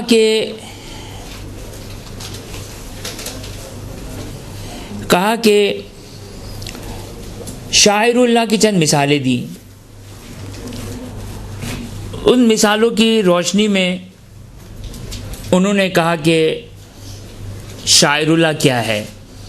مسجد شاعر اللہ ہے، ائمہ علیہ السلام کے حرم شاعر اللہ ہے، حتیٰ واجبات الہی یہ بھی شاعر اللہ ہے۔ واجبات جو ہیں نماز، روزہ، حج، زکوٰۃ وغیرہ وغیرہ، یہ سب شاعر اللہ ہے۔ حتیٰ مستحبات سارے کے سارے شاعر اللہ ہے۔ اسی طریقے سے محرمات، گناہوں سے اجتناب کرنا، یہ بھی شاعر اللہ ہے۔ مکروہ سے اجتناب کرنا، یہ بھی شاعر اللہ ہے۔ اور آغا خوئی نے جا بجا، اب اگر کوئی آپ کے پاس ایسا سافٹ ویئر ہو جس میں آغا خوئی کی ساری کتابیں اگر موجود ہو، اس میں اگر آپ شاعر اللہ کو اگر سرچ کریں تو کئی مقامات پر آغا خوئی نے شاعر اللہ ان تمام چیزوں کو استعمال کیا ہے۔ تو یہ ساری چیزیں شاعر اللہ سے تعبیر ہوئی ہیں۔ اب یہاں پر کچھ سوالات ہیں جو آغا خوئی سے سوال کیے گئے ہیں۔ چونکہ صراط النجات ایک استفتاء کی کتاب ہے آغا خوئی کی۔ اچھا توجہ کیجئے گا، آپ لوگ زیادہ اپسیٹ نہیں ہوئیے گا آغا خوئی کا نام سن کر کہ یہ تو اب ہمارے مرجع نہیں ہے۔ تو آغا خوئی کا کیا صحیح ہے، ایک اپنے زمانے کے مرجع تھے، مجتہد تھے، ہم تو ان کے مقلد نہیں ہیں، تو یعنی ہمارے لیے اتنی امپورٹنٹ بات نہیں ہے۔ نہیں، ایک بات ذہن میں رکھیے گا کہ یہ جو شاعر اللہ کو جو آغا خوئی نے بیان کیا، دیکھیں دو چیزیں ہوتی ہیں۔ ایک دفعہ ایک چیز ہوتی ہے اجتہادی، اختلافی، مثال کے طور پر آیا یہ چیز پاک ہے یا نجس، آیا نماز میں یہ جائز ہے یا جائز نہیں ہے، آیا عبادت میں یہ کام کرنا ہے یا نہیں کرنا ہے، تو یہ کیا ہے، یہ اختلافی ہے۔ ممکن ہے کسی کا مرجع کچھ کہے، کسی کا مجتہد کیا کہے، کسی کا مرجع کچھ کہے، یہ ظاہر ہمارے لیے جو فالویبل ہے اور ہمارے لیے جو جس کی اتباع کرنی ہے وہ اپنے مرجع کی اتباع کرنی ہے، ہمیں اپنے مرجع کو فالو کرنا ہے۔ لہٰذا اگر مثال کے طور پر یہاں پر اب میں سید یا کاظم یزدی طباطبائی کے اگر فتوے آپ کے لیے بیان کرنا شروع کروں، خوب آپ کے لیے اب سے بیکار ہے۔ سید کاظم یزدی طباطبائی وہ قابل احترام ہوں گے، قابل احترام ہیں، لیکن ان کا فتویٰ ہمارے لیے کوئی کام کا نہیں ہے۔ یہاں پر جو میں آغا خوئی کو جو بیان کر رہا ہوں، یہ جو آغا خوئی بیان کر رہے ہیں، یہ در حقیقت ایک مزاج شریعت کو بیان کر رہے ہیں، یہ مسلمات تشیع کو بیان کیا جا رہا ہے، یہ اعتقادات تشیع بیان ہو رہا ہے۔ ایسا نہیں کہ یہ آغا خوئی کے نزدیک ہے، نہیں، آغا خوئی اسباب، چونکہ ان کے کلام میں فی الحال ہم نے پایا، لہٰذا ہم آغا خوئی کا نام لے رہے ہیں۔ یعنی توجہ کیا آپ نے، میں کیا کہنا چاہ رہا ہوں، آغا خوئی بے عنوان اس کو جو بیان کر رہے ہیں مسلمات میں سے بیان کر رہے ہیں، یعنی دیکھیں آپ کے تشیع کے کچھ مسلمات ہیں، آپ کے تشیع کے کچھ مسلمات ہیں۔ ایک کتاب اردو میں یہ اویلیبل، شاید آج کل میرا خیال ہے شاید اویلیبل نہیں ہے، میں جہاں پر بھی جاتا ہوں اکثر ایک بات کہتا ہوں، شاید کسی کے دل پہ تو لگتی ہے سب کے، لیکن وہ پھر رہ جاتی ہے کہ کسی کے پاس حوصلہ ہو، ٹائم ہو، پیسہ ہو وغیرہ وغیرہ۔ ایک کتاب ہے جو آج کل نہیں معلوم کہ کیوں مارکیٹ میں نہیں ہے، اردو میں کتاب ہے، اس کا نام فارسی نام ہے لیکن کتاب اردو میں ہے عزاداری از دیدگاہ مرجعیت۔ عزاداری از دیدگاہ مرجعیت، یہ ایک کتاب ہے جس میں تمام فقہا کے فتاوی موجود ہیں، تمام فقہا، سوری یہ تمام کچھ زیادہ لمبا تمام ہو گیا، یعنی یہ آخر زمانے کے ظاہراً آگے نائنی کے ماں بعد، ظاہراً آگے نائنی کے بعد جو آگے خوئی کے استاد تھے آگے نائنی، میرا خیال ہے ان کے ایک فتوے کے ذیل میں یہ کتاب لکھی گئی ہے، اور اس میں فتاوا ہے، فقہا کے فتاوا ہے، کئی سارے مراجین اور مجتہدین کے اس میں فتاوا ہے۔ بالاتفاق سب نے عزاداری سید الشہداء کو شاعر اللہ میں سے مانا ہے، عزاداری سید الشہداء کو شاعر اللہ میں سے مانا ہے۔ دیکھیے میں نے آپ کی خدمت میں عرض کیا، شاعر اللہ کا مطلب ضروری نہیں کہ کوئی چیز ہونی چاہیے، توجہ کیا آپ نے؟ جیسے مثال، چیز کی مثال کیا ہے؟ صفا، مروہ، مقام ابراہیم، حجر اسود، یہ شاعر اللہ ہے۔ شاعر اللہ کبھی کوئی چیز ہوا کرتی ہے جس کی یہ میں نے مثالیں دی، کبھی شاعر اللہ کوئی عمل ہوا کرتا ہے۔ عزاداری سید الشہداء ایک عمل ہے، یہ شاعر اللہ ہے۔ تمام فقہا نے، جتنے بھی وہاں پر اس میں فقہا موجود ہے، سب نے تقریباً بالاتفاق، چونکہ مختلف انداز سے جوابات دیے گئے، اکثر فقہا نے عزاداری سید الشہداء کو شاعر اللہ کا ہے۔ دیکھیں توجہ کریں، شاعر مذہب، شاعر اللہ، شاعر مذہب اور شاعر اللہ۔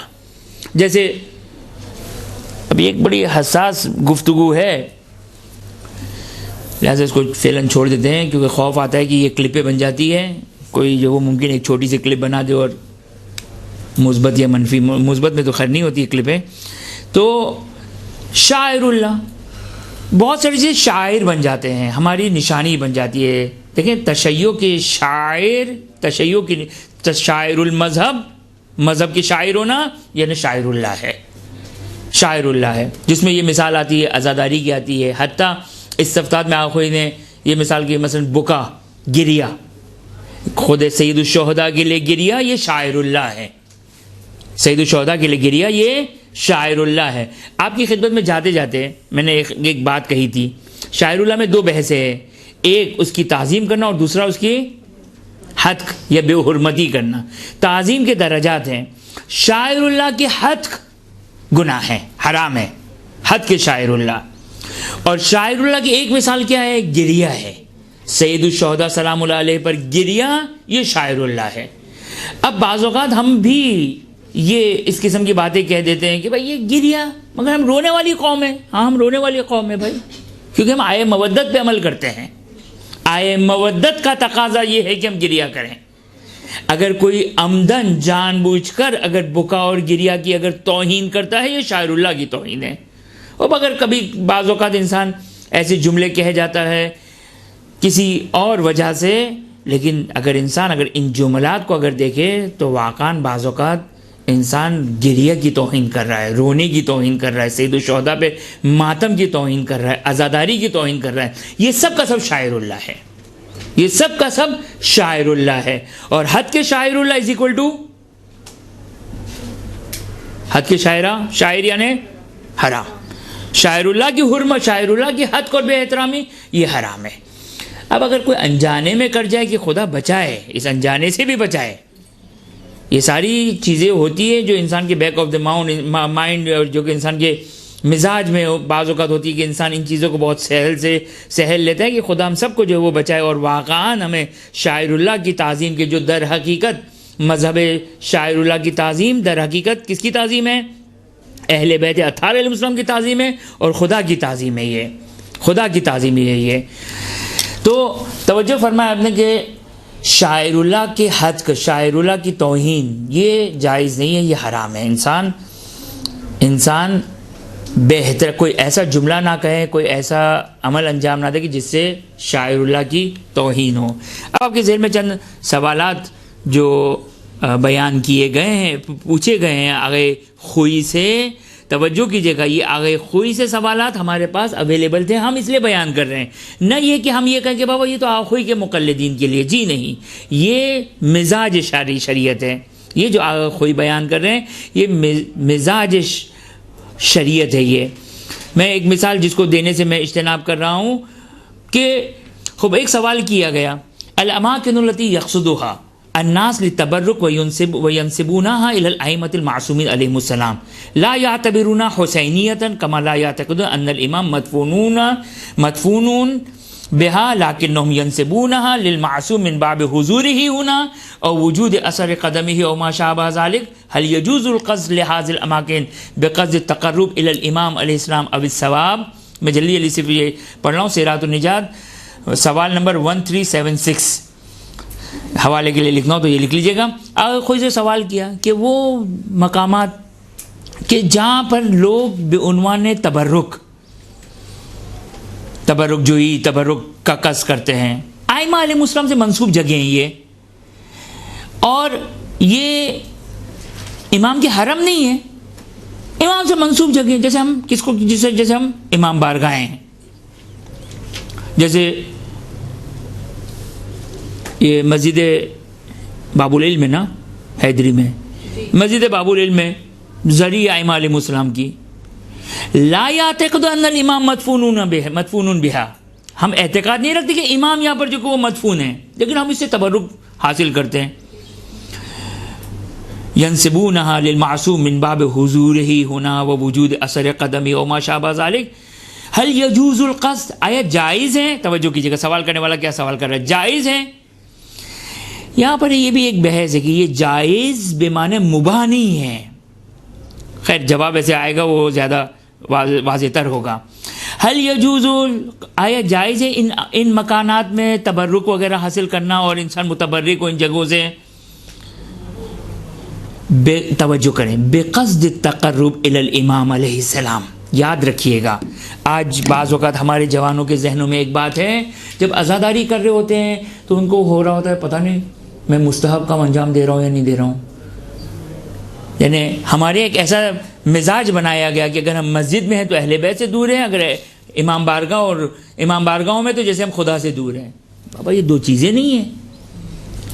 اللہ سے تقرب اہل بیت سے تقرب ہے، اہل بیت سے تقرب اللہ سے تقرب ہے، جس کی بہترین دلیل زیارت عاشورہ ہے. بہترین دلیل زیارت عاشورہ ہے. یا ابا عبداللہ، یہ مزاج دے رہی ہے. دیکھیں یہ ساری چیزیں ہیں جو ہمیں مزاج سمجھا رہی ہے.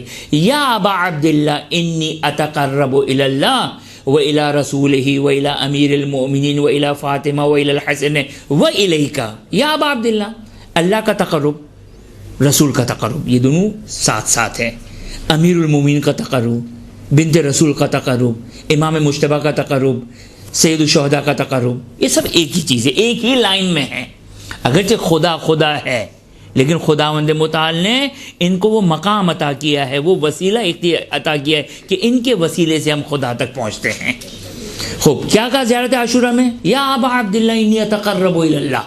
آپ کا تقرب، اللہ کا تقرب، رسول کا تقرب، امیر المومنین کا تقرب، بنت رسول کا تقرب، امام مجتبیٰ کا تقرب، آپ کا تقرب علیہم الصلاۃ والسلام کس چیز کے ذریعے سے؟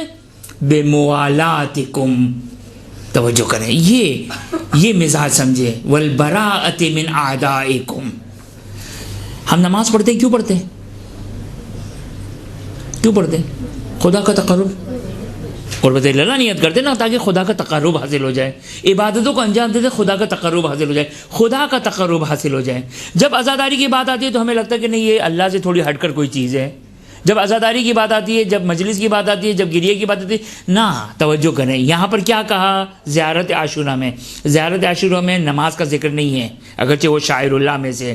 روزے کا ذکر نہیں ہے، اگرچہ وہ شاعر اللہ میں سے. کس کا ذکر ہے؟ بموالاتکم. آپ آل محمد کی محبت کے ذریعے سے خدا کا تقرب. ماتم کس کی محبت ہے؟ آل محمد کی محبت ہے. عزاداری کس کی محبت ہے؟ آل محمد علیہ السلام کی محبت ہے. اسی طریقے سے ان شاعر اللہ اور تبرکات اہل بیت اور ان تمام متبرک مقامات جو منسوب اہل بیت اطہار علیہ السلام، فقط منسوب ہے. یہ سب کیا ہے؟ یہ تبرکات ہے، یہ سب شاعر اللہ ہیں. اس کے ذریعے سے کس کا تقرب ہے؟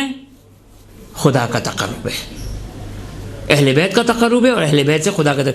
اگر خوئی سے سوال کیا کہ آیا ایسے مقامات جو روزے نہیں ہیں، زیارت گاہیں نہیں ہیں، بلکہ وہی امام بارگاہیں ہیں، وہ جہاں پر زری وغیرہ بنی ہوتی ہے، ان سے ان کا ہم قصد کرتے ہیں اور ارادہ کرتے ہیں کہ ہم امام کا تقرب حاصل کریں، اس کے ذریعے سے ہم ثواب حاصل کریں.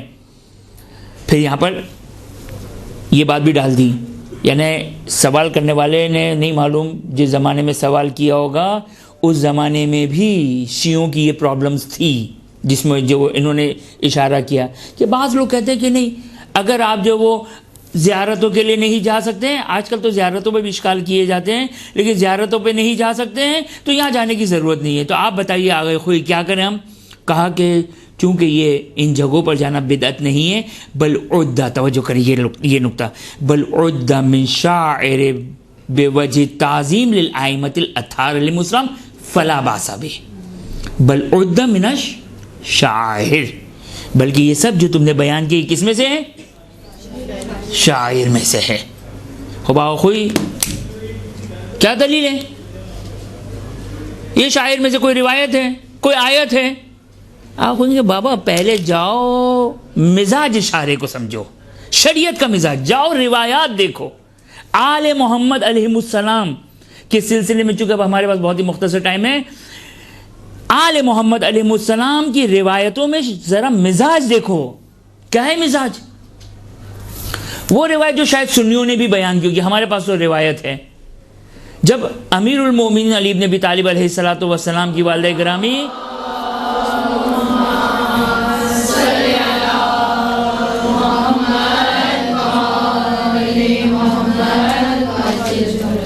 امیر المومنین کی والدہ گرامی کا انتقال ہو گیا، امیر المومنین رسول خدا صلی اللہ علیہ وآلہ وسلم کی خدمت میں تشریف لاتے ہیں اور ایک مرتبہ کہتے ہیں ماتت امی سلام اللہ علیہا.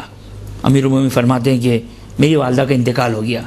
رسول فرماتے ہیں ماتت امی، میری ماں کا انتقال ہوا ہے. اس کے بعد کیا کیا رسول نے؟ یہ ہے مزاج، یہ ہے مزاج. کیا کیا رسول نے؟ مشہور و معروف حدیث ہے، ہمارے ممبروں سے بیان ہوتی ہے اور ظاہر مسلمانوں کی کتاب میں موجود ہے. کیا کیا رسول نے؟ رسول نے اپنا پیراہن دیا، اپنا لباس دیا، کہا جاؤ اپنی والدہ گرامی کو میرے پیراہن اور میرے لباس میں دفن کرو.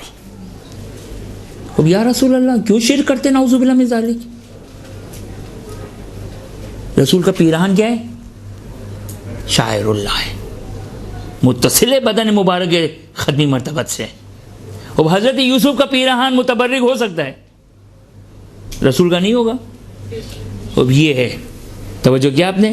کیونکہ یہ لباس منسوب ہے. نہ کہے کہ بابا یہ لباس تو کپڑے کا ہے، اس کپڑے کی کیا حیثیت ہے؟ اس کپڑے کی کوئی حیثیت نہیں ہے. لیکن جب مبارک جسم مبارک سے جب متصل ہو گیا تو اب یہ متبرک ہو گیا، اب شاعر اللہ بن گیا، اب اس کا احترام ہو گیا، اس کی حد حرام ہو گئی. یہ کسے مزاج دیا؟ ختمی مرتبت مزاج دے رہے ہیں. نہیں کہا ختمی مرتبت نے، کہ جاؤ امیر المومنین میں نماز جنازہ ہے، رسول نے نماز جنازہ پڑھائی، جاؤ میں نماز جنازہ پڑھاؤں گا، میں خدا سے اب تمہاری والدہ کے لیے شفاعت کروں گا. نہیں کہا. صحیح ہے، وہ شفاعت کی، نماز پڑھائی، اور بقول روایت کے ایسی نماز جناب فاطمہ بنت اسد کی رسول نے پڑھائی کہ زندگی میں کسی کے لیے ختمی مرتبت نے ایسی نماز نہیں پڑھائی. زندگی میں ختمی مرتبت نے کبھی کسی کے لیے ایسی نماز نہیں پڑھائی جیسے فاطمہ بنت اسد سلام اللہ علیہا کے لیے نماز پڑھائی. اسے ہمیں بھی فی الحال سروکار نہیں، لیکن یہ مزاج رسول دے رہے ہیں. روایتوں میں یہ مزاج مل رہا ہے. 8ویں امام کی خدمت میں ابا سلت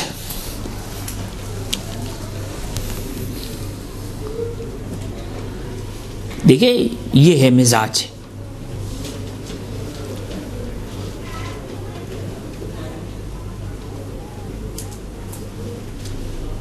ریان ابن سلت جو ابا سلت کے نام سے مشہور و معروف ہے، توجہ کریں. دیکھیں یہ یعنی راویوں، کیسے میں بیان کروں، راویوں میں یہ مزاج ہے، آئمہ کے اصحاب میں یہ مزاج بنا ہوا ہے، جو آج ہمارے درمیان اعتراضات کی شکل میں، شبہات کی شکل میں، ہمارے جوانوں کے ذہنوں میں شبہات آ رہے ہیں. آیا علم کی زیارت کرے یا نہ کرے، آیا ان تبرکات کی زیارت کرے یا نہ کرے.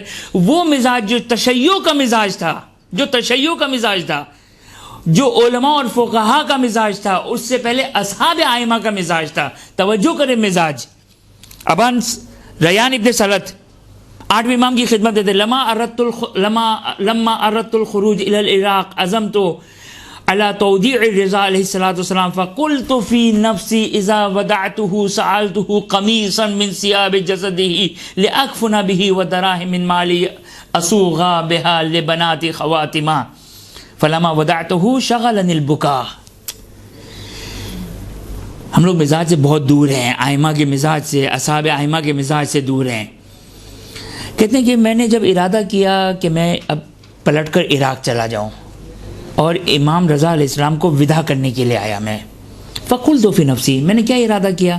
میں نے ارادہ کیا کہ میں امام سے ایک قمیص کا سوال کروں گا، ایک پیراہن، ایک لباس کا سوال کروں گا. کیوں؟ یہ دیکھیں راویوں کا مزاج. آج اگر امام زمان آئیں گے تو ہم کہیں گے بابا یہ ساری بدعتیں ہٹائیے، آئیے کام کی بات کریں. نعوذ باللہ من ذالک. یہ کیا لگا رکھا ہے ہم نے؟ یہ کیا لگا رکھا ہے ہم نے؟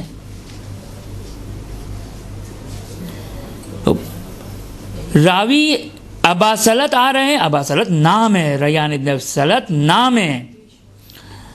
مزاج دیکھیں. فقط ایسا نہیں کہ کوئی آ کر کے بابا آپ ایک صحابی کو اتنا چڑھا رہے ہیں. صحابی کا عمل ہے، صحابی کا عمل ہمارے لیے حجت نہیں ہے. قبول ہے کہ حجت نہیں، لیکن توجہ کریں، صحابی کا عمل نہیں ہے، امام کا عمل ہے. کہتے ہیں کہ میں نے ارادہ کیا کہ آؤں گا امام سے قمیص کا سوال کروں گا. اس کے بعد شغلنی البکا والاسا علی فراقہ، یہ کیفیت ہماری ختم ہوتی جا رہی ہے. شغلنی البکا، امام کی جدائی اور امام کے غم اور گریہ نے مجھے فراموش کروا دیا. جو مجھے سوال کرنا تھا نا، بھول گیا میں، کیونکہ امام سے وداع ہو رہا ہوں، امام کو خدا حافظ کر رہا ہوں. شغلنی بکا، بکا نے مجھے میرے ذہن سے وہ سوال نکال دیا جو مجھے سوال کرنا تھا. اچھا یہ لباس توجہ کیجیے گا، یہ لباس لوں امام کا لأکفن به، تاکہ اس کو میں کیا بناؤں؟ کفن بناؤں اپنے لیے. فلما خرجت من بین یدیہ صاح بی یا ریان، توجہ کریں. کہتے ہیں کہ میں تو فراموش کر گیا. جب میں امام کی بارگاہ سے نکلا نا تو امام نے آواز دی یا ریان ارجع، ریان واپس پلٹو. فرجعت، میں واپس آیا. فقال علی اما تحب ان ادفع الیک قمیصا من ثیاب جسدی. یہ ہے مزاج. ایک روایت سے مزاج نہیں بنتا ہے، ساری روایتوں کو دیکھیں پھر فقی بنتا ہے، مرجع بنتا ہے، مجتہد بنتا ہے. یہ جو آغے خوئی کہتے ہیں کہ مثال کے طور پر یہ جو حسینی اور امام بارگاہ بنایا ہے، میرا خیال سے میں نے شاید وہ سوال جواب بھی شاید پورا مکمل نہیں کیا. نہیں کیا تھا نا؟ ہاں یہی نہیں کر دیا تھا، نہیں کیا تھا. خوب میں پہلے وہاں چلا جاؤں. ہاں واقعہ بیان کر دوں گا میں، یہ نہ رہ جائے. آغا خوئی نے کیا کہا؟ آغا خوئی نے کہا، سوال یاد ہے نا، وہ امام بارگاہ اور ہم جو وہ تبرک کرتے ہیں اور وہ زری بناتے ہیں تبرکن وغیرہ. آغا خوئی کہتے ہیں ادّ من شاعر، اس کو کیا شمار کیا جاتا ہے؟ شاعر اللہ میں سے، بے وجہ تعظیم للائمہ علیہم السلام، کہ یہ آئمہ کی تعظیم کی بنا پر یہ شاعر اللہ میں سے ہے. فلا باسا بے، اس میں کوئی حرج نہیں ہے. یہ فلا باسا، اس میں کوئی حرج نہیں ہے. یعنی یہ قرآن نے کیا کہا؟ من یعظم شاعر اللہ. خوب سوال کرتا ہوں، آیا شاعر اللہ کی تعظیم مستحب ہے یا مباح ہے؟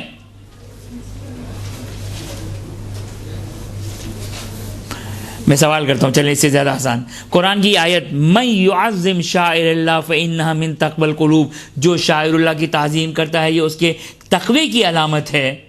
خوب تعظیم شاعر اللہ مستحب ہے یا مباح ہے؟ مستحب ہے، تقوی کی علامت ہے.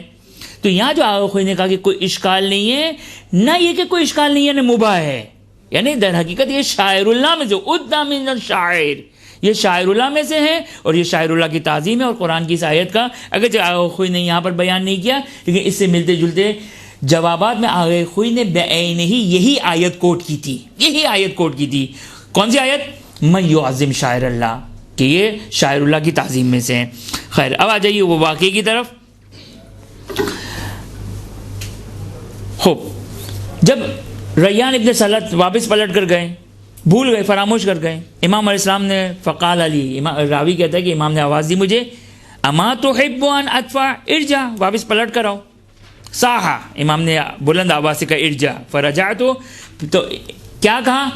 ریان کہتے ہیں، ریان ابن سلط کہتے ہیں اما تحب ان ادفع الیک قمیصا من ثیاب جسدی، نہیں کہا امام نے یہ کیا خرافات لگائے ہوئے ہیں، نعوذ باللہ من ذالک. امام نے نہیں کہا بابا یہ کیا ہے، یہ کون سا دین ہے. امام مزاج بتا رہے ہیں. امام فرماتے اما تحب، نہیں چاہتے ہو کہ میں اپنی قمیض کی جو میرے جسد سے متصل ہوئی ہے وہ تم کو دوں؟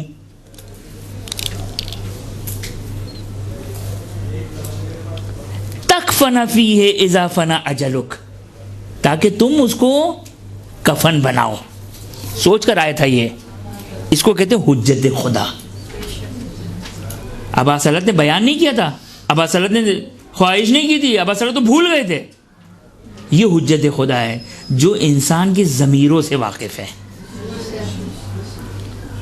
اما توحید، نہیں چاہتے ہو میں تم کو اپنا لباس دوں؟ اور درہم دوں کہ جس کے ذریعے تم اپنی بیٹیوں کے لیے انگوٹھیاں بنانے چاہتے ہو. فقلت یا سیدی قد کان فی نفسی ان اسلک ذلک فمنعنی الغم بفراقک. یہ ابن رسول اللہ، گھر سے تو سوچ کر آیا تھا آپ سے سوال کروں گا، لیکن آپ کی جدائی نے مجھے فراموش کروا دیا. فرفع علیہ السلام الوسادہ. توجہ کریں، یہ ہے حجت خدا، اور اہمیت دیکھیں. امام نے کہا بابا جاؤ، میں نہیں لفظ کہنا چاہتا، جاؤ یہ کرو وہ کرو، یہ کیا تم فضولیات میں نعوذ باللہ من ذالک لگ گئے ہو. نہیں کہا امام نے خاص بلایا، نہ کہ فقط بلایا.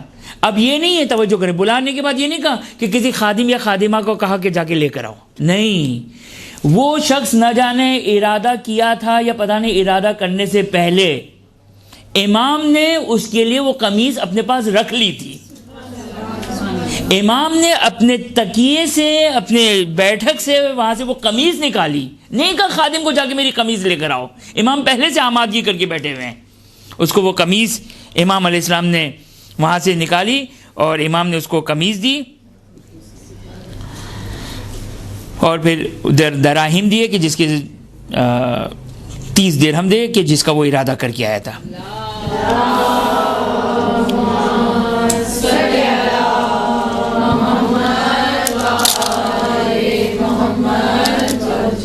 وقت تقریباً ختم ہو گیا، لیکن میں اس روایت کو ضرور بیان کرنا چاہتا ہوں تاکہ مزید ہمیں سمجھ میں آئے کہ شریعت کا مزاج سمجھنا ضروری ہے. توجہ کیجیے گا.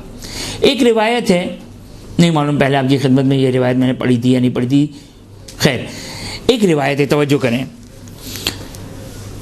ایک شخص چھٹے امام جعفر صادق علیہ السلام کی خدمت میں آیا.